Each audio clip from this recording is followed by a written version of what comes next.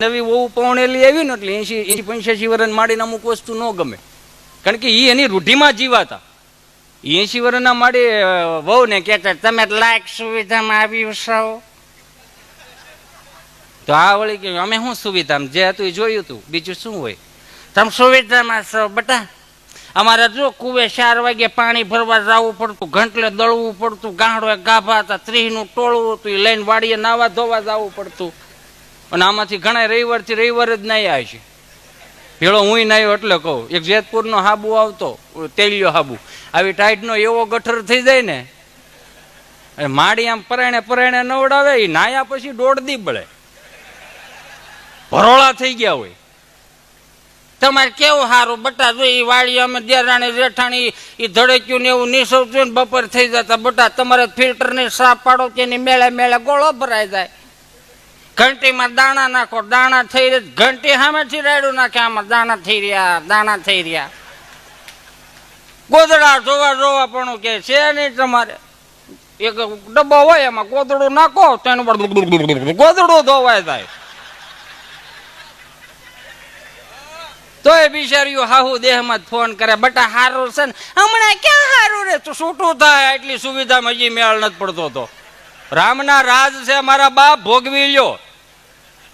ખાલી દુઃખ વધી ગયા એવું મૂકી દો, સહન શક્તિ ઘટી ગઈ એવું કયો. સહન શક્તિ નથી, કોઈને કાંઈ કહેવાતું નથી, કાંઈ નહીં. નકર એક બેન તમને કહો આમ સોફા ઉપર આમ ટીવી નું રિમોટ લઈને, તો ઓલો બિચારો ઠેકો પાકો 8:30 વાગે ઘેર આવ્યો, બેડલ દબાવ્યો, આમ દરવાજો ખુલ્યો, તમે જોયું ને તો બધું ઠામડા એમનેમ, હંજવારી એમનેમ, કપડા એમનેમ, અને આનો મગજ લઈ ગયો. એટલે કઈ રાંધ્યું નથી, કઈ બોલ્યા નહીં. તને પૂછું કઈ રાંધ્યું નથી, રાયડું નાખો માં, અમે કામ કરીએ. આ તો જઈ હોય તે તમે એમ કહો છો ને,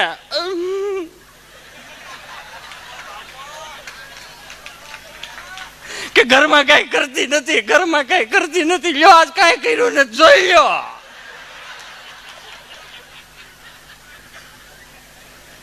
પંદર વર્ષથી આવી કોઈ દી હક નહીં ભાઈ. એક વ્યાસપીઠ ઉપરથી કથાકાર બોલતા છે, ભગવાન પરમેશાન ભક્તિ વિચારણીમ પ્રારબ્ધમ કર્મ ભૂજ માનસમ કથમ ભવતી હે પ્રભુ. આ કથા વાર્તાનો જે પણ કોઈ લાભ લેશે ને, સ્વર્ગમાં વાસ થશે. કોને કોને જાવું છે, બધા આંગળા ઉઠા ગયા. 2 જણા મારા બાજુ બેઠા હતા. રામ કે લો તમને શું વાંધો કે અમે આ ગામના જમાયું છે, આ બધા જાય એટલે સ્વર્ગ છે.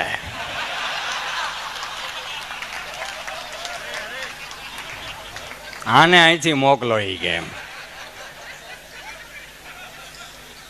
હા, હાજર જવાબી વાળા બધા. એટલે કાઠિયાવાડની મજા જ આ છે એમ.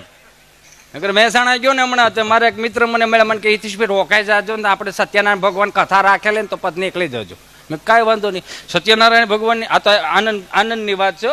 હા, વળી પાછી ક્લિપ કાઢીને વળી ક્યાંક બીજે ચડાવશો, પછી મારે માફી માંગવાનું રહે એવું નહીં. ખાલી આનંદનો વિષય છે ભાઈ. હા, એટલે મને કે રોકાઈ જાજો ભાઈ, સત્યનારાયણ ભગવાન કથા રાખ. મેં સારું, કથા પતી ગઈ. 5 અજ્ઞા એવા, પ્રસાદી એવી, કઠિયારો નું આવ્યું. એટલે મને આમ અજુકતું લાગ્યું, સાથી ભારે ભારે મળી. તમે કઠિયારો ને બહુ કહેવાય. દાદાને પૂછ્યું, મેં કીધું દાદા જય સિયારામ. મને કે જય સિયારામ ભાઈ. મેં બાપુ એક વાત પૂછું કે હું? મેં કહું અમરેલી જિલ્લામાંથી આવું છું, ધારી તાલુકાનો છું. મેં કીધું અમારે અહીંયા સત્યનારાયણ ભગવાનની કથા થાય, 5 અજ્ઞા આવ્યા, 4 વાર તમને કહું કઠિયારો આવી જાય કરે, ડોકા કાઢતો જાય, હાય હેલો કરીને નીકળી જાય. તમારે અહીં એકે વાર નું આવ્યું, એનું કારણ? મને કે ભાઈ તમારો અમરેલી જિલ્લો પહેલેથી પાછળ, તમારે ચાલુ વરસાદે રોડ થાય એટલું સાધન નહીં ને, તો તમારો અમરેલી જિલ્લો પહેલે. મેં તો શું છે એમાં? મેં કે અમારે મહેસાણા સધર ને. મેં તો હું પણ એમ.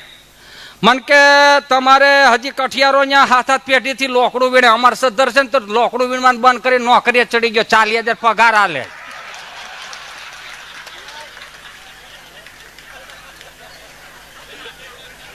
ગજબ એમ. આમ અમુક એટલે મજા આવે. આપણા કાઠિયાવાડની મજા જ એટલે છે. હા, હાજર જવાબી. નગર આ ઘણાને છે ને અત્યારે વેમ, મગજમાં વેમ કરી ગયો, વેમ. હાલો ને સુરત વિયા જાય. આ શું છે ઓ પસા પસા હો વીઘાના પાટડા કરવું નથી એટલે ને 10 રૂપિયાની પૂળી હાટુથી એ ભાઈ એટલો બધો ન હોય તો ઘણું હતું પણ વાડામાં ઘણું થતું બાપા કરવું નહોતું કોઈને. આ વરાળ છે આપડી, કદાચ તમને કોઈને ખોટું લાગે તો ભલે લાગે, કારણ કે આ અત્યારે બને છે બધું ભાઈ. અને અત્યારે માવડિયું કદાચ 2 લાખના 1.5 લાખના 15,000 રૂપિયાના 20,000 રૂપિયાના એ 4 વર્ષના છોકરાને 7 વાગ્યામાં ઉઠાડીને મોકલી દે નિહાળે. ઈ ન્યાથી આવે વળી પાછો તમને કહું કરાટામાં ને એમાં નામ તેમ નાખે જ રાખે બજી. હો છોકરું નવરું જ ન હોય. આ તો આપણે હતા 6 વર્ષે હે બા પતાવું લાવ્યો, મજા હતી ને એની. પેલા કઈ હતું નહીં સાહેબ, પણ એ સુવિધામાં અસુવિધામાં જે મોટા છે ને એટલે આ મને તમને સુવિધાનું ભાન છે.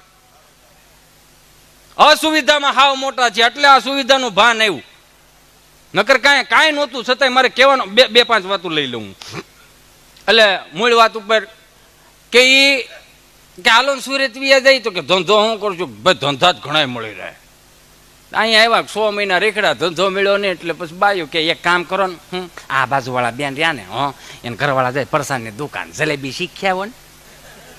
બોલો બિચારો 15 દી ગયો જલેબી પાડવામાં શું હોય કે આવડી ગઈ આપણને જલેબી ને પાટી મૂક્યું સરસ મજાનું, માથે ગેસ મૂક્યો અને તાવો માંડ્યો.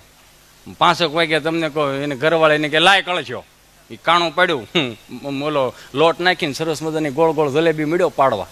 પડી ગઈ સુગંધ આવે સારે કરી. એક દાદા આવ્યા 70 વર્ષના, હું ભાવ રાખ્યો તો કે બાપા 200 કિલો જલેબી બહુ સારી, લાજ મારો દીકરો સખાડતો. યો બાપાએ જલેબી ખાધી. જલેબી સારી છે એમ રહાવાળી, પણ આ જલેબી મને રાડી પડે, પટલી પાડી દે ને તો નંગ જાજા આવે. તો કે બાપા કેટલી લેવી? કે 10 કિલો. કે 10 કિલો લેવે તો આગળ કે પાડ દઉં.